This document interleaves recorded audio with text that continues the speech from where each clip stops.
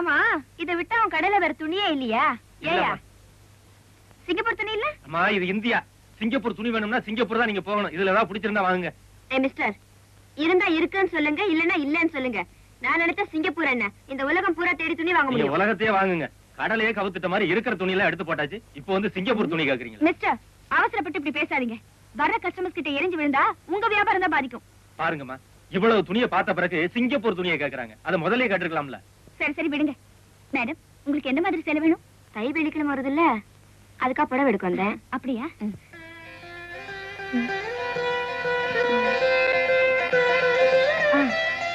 இந்த சாரிய பாத்தீங்களா? விசேஷங்களுக்கு ரொம்ப பொருத்தமா இருக்கும். பார்டர் பாத்தீங்களா எவ்வளவு அகலமா இருக்குன்னு. இந்த கலர் உங்களுக்கு ரொம்ப எடுப்பா இருக்கும். உங்க செலக்ஷன் எனக்கு ரொம்ப பிடிச்சிருக்கு. மேடத்துக்கு இந்த சாரி பார்சல், இது எனக்கு பார்சல். I'm very sorry. நீங்க பேசுறத பார்த்து நீங்க தான் இந்த கடல்ல சேல்ஸ் கலன்னு நினைச்சிட்டேன். வாங்க, என் கார்ல டிராப் பண்றேன். நோ தேங்க்ஸ், நான் பஸ்லயே போயிடுறேன். நோ நோ, இன்னிலே நம்ம 2 பேரும் ஃப்ரெண்ட்ஸ் ஆயிட்டோம். நீங்க என் கூட தான் வரணும். சரி வாங்க. ஆமா, நீங்க எங்க வர்க் பண்றீங்க? கிருஷ்ணராஜா சுகர் ஃபேக்டரியில. சுகர் ஃபேக்டரியா?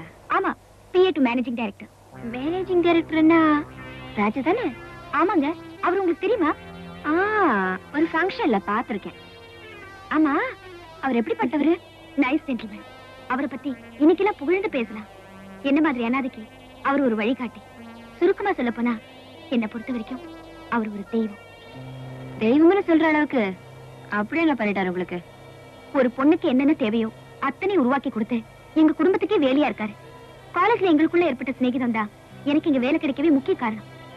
நான் கேள்விப்பட்டது அவர் பொம்பளைங்களை ஏறெடுத்து கூட பார்க்க மாட்டாருமே. உங்களுக்கு அவரை பத்தி தெரியாததுனால அப்படி சொல்றீங்க. யாரா இருந்தாலும் சிரிக்க சிரிக்க பேசுவாரு. அவர்கிட்ட பேசிக்கிட்டே இருந்தா பொழுது போறதே தெரியாது.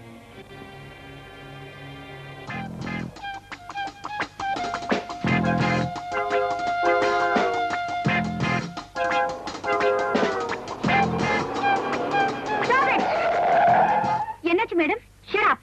உன்னை தவறா இட போட்டுட்டேன். சிரிச்சு பேசி ஆம்பளைங்களை மயக்கிற வேண்டி. என்ன திடீர்னு இப்படி எல்லாம் பேசுறீங்க? வாய மூடுடி. மறுபடியும் ஆபீஸ் போய் அவரை பார்த்து பேசுன உன் மான மரியாதை எல்லாம் சந்திச்சிருக்க வச்சிருவேன். ஞாபகம் வச்சுக்கோ. இறங்கி கீழே. Get out. டிரைவர் வண்டி எடுங்க.